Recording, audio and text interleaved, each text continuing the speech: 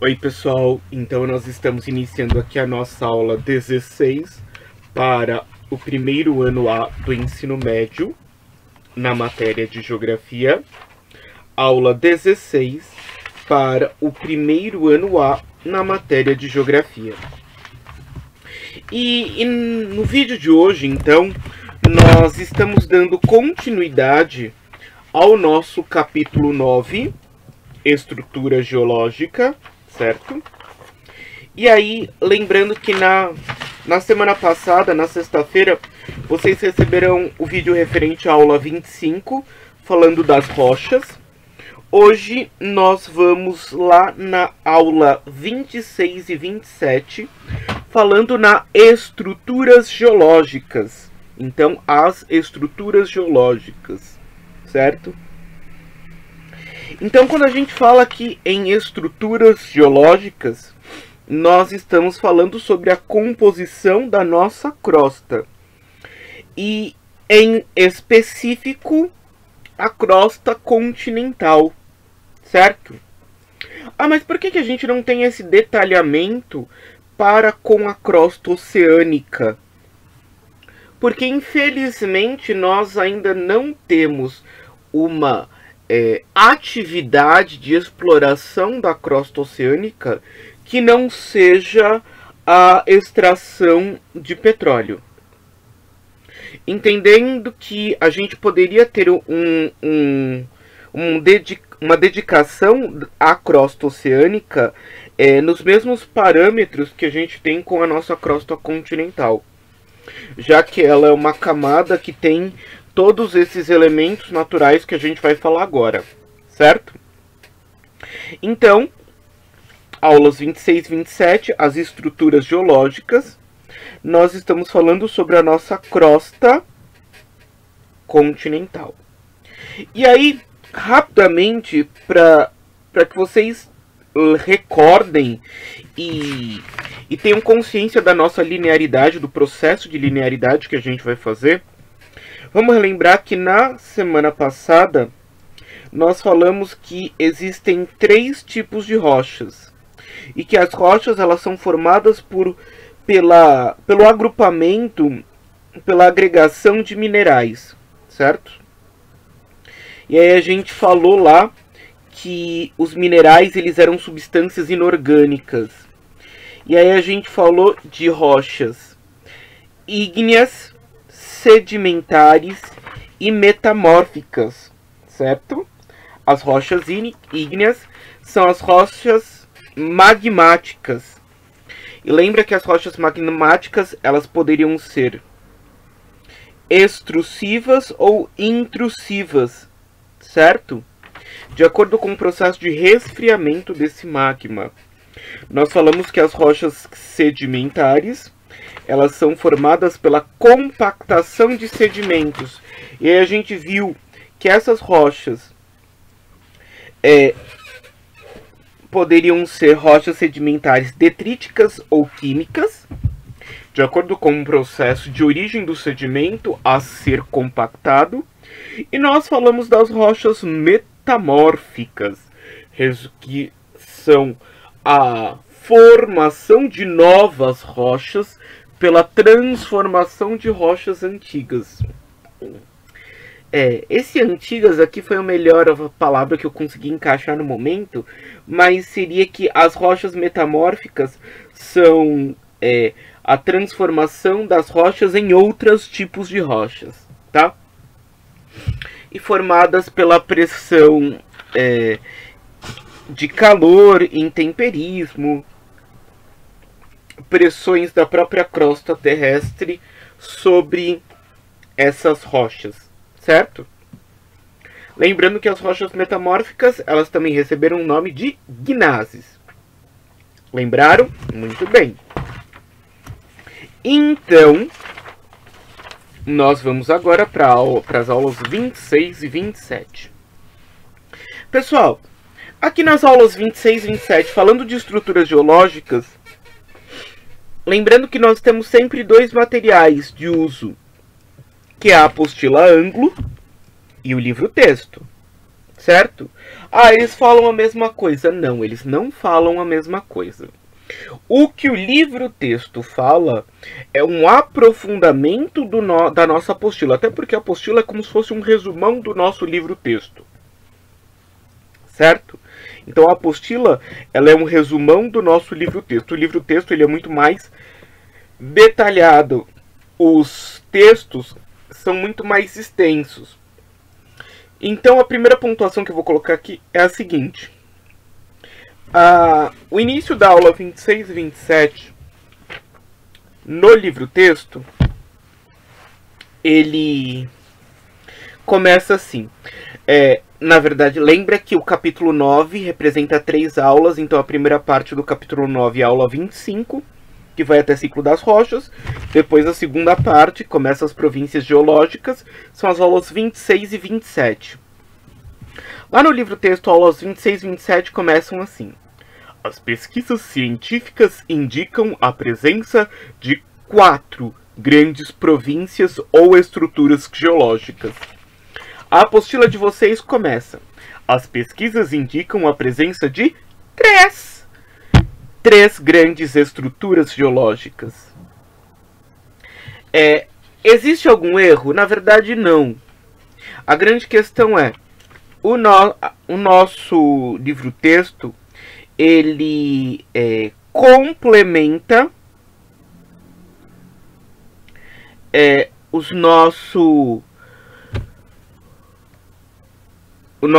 o livro-texto, ele completa, ele fala de todas as províncias possíveis. Já a apostila, ele vai pensar de uma forma mais resumida. Então, ele fala lá no livro-texto, na crosta terrestre nós temos os crátons, as bacias sedimentares, os terrenos vulcânicos e os dobramentos. Na apostila ele vai falar de escudos cristalinos, bacias sedimentares e dobramentos. E esses terrenos vulcânicos, a apostila não fala? Fala, só que ela fala de uma forma prática.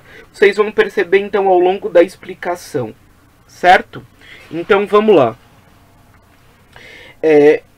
Seguindo o que vocês têm aí na tela, certo? Lembra como eu faço sempre em aula, eu exponho aqui para vocês um resumão da minha explicação e eu vou me orientando por esses pontos. Então, acompanhando o que está na tela, vamos lá. Então, as pesquisas indicam 4 grandes estruturas geológicas: os crátons, as bacias sedimentares, os terrenos vulcânicos e os dobramentos modernos. Os crátons, o que é isso? O que é um cráton? O cráton, eles são as nossas estruturas, escudos cristalinos. Os escudos cristalinos são os crátons. Quando a gente fala de cráton, nós estamos falando de estruturas geológicas extremamente antigas, tá? São estruturas rochosas que datam do período pré-cambriano. Então, se você pega lá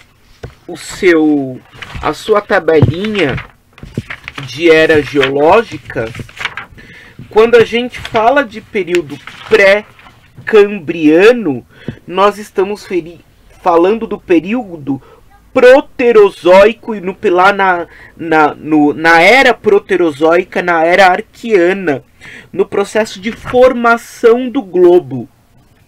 Então os crátons, eles são os primeiros tipos de rocha que surgiram no planeta. Só para a gente ter uma delimitação de data. E o que são os crátons? Onde estão os crátons? Aqui na minha apostila.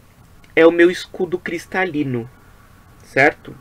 Então, os escudos cristalinos são os nossos crátons. E aí, então, os escudos cristalinos, eles correspondem às estruturas geológicas compostas de rochas cristalinas, como o granito e o gneiss. O gneiss, ele é o quê? Ele é nada mais, nada menos que uma rocha metamórfica. Então, os gnáisses, que são rochas metamórficas, certo? Então, nós temos aqui as nossas rochas cristalinas e as nossas rochas metamórficas. Ou seja, esses escudos cristalinos são os estilos rochosos mais antigos do globo terrestre. E aí, quando a gente fala que no Brasil nós temos escudos cristalinos, nós vamos perceber que o relevo brasileiro ele é extremamente antigo. É nesse contexto que eu consigo comprovar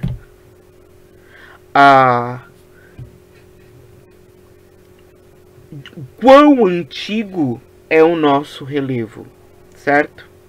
O quão antigo é a nossa estrutura geológica. É a presença dessas bacias sedimentares que vão me ajudar a compreender esse processo. O segundo estilo de estrutura geológica ou província geológica são as bacias sedimentares. As bacias sedimentares, elas correspondem às estruturas geológicas compostas por rochas cristalinas, como o granito e as gnáisses, certo? Então, as rochas sedimentares, elas são compostas, bacias sedimentares, vamos lá, correspondem às estruturas geológicas compostas por rochas sedimentares, na grande maioria de origem paleozoica, mesozoica e cenozoica. Então, as bacias sedimentares, elas correspondem à estrutura geológica compostas de rochas sedimentares, na grande maioria de origem paleozoica, cenozoica e mesozoica. Quando a gente fala aqui de paleozoica, cenozoica e mesozoica, nós estamos numa sequência, então,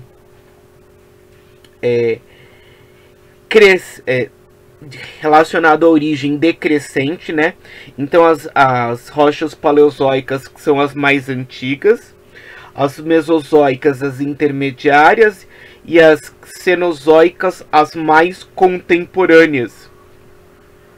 Então, pensando que as paleozoicas, elas têm sua origem há mais de 570 milhões de anos atrás.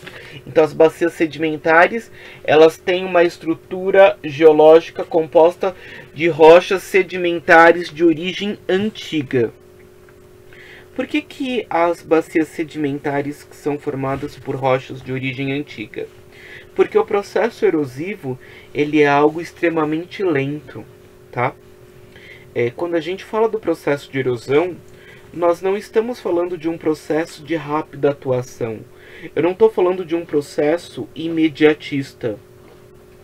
Pelo contrário, nós estamos falando de um processo de transformação lenta e gradual.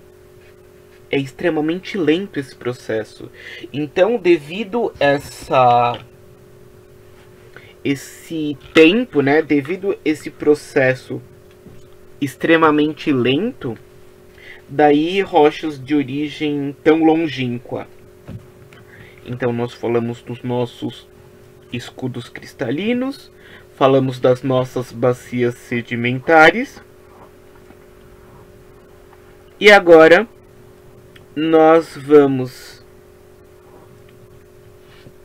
eu vou pontuar aqui os terrenos vulcânicos. Os terrenos vulcânicos, pessoal, eles são regiões formadas pela decomposição de antigas erupções vulcânicas, tá? Os terrenos vulcânicos, eles são terrenos, então,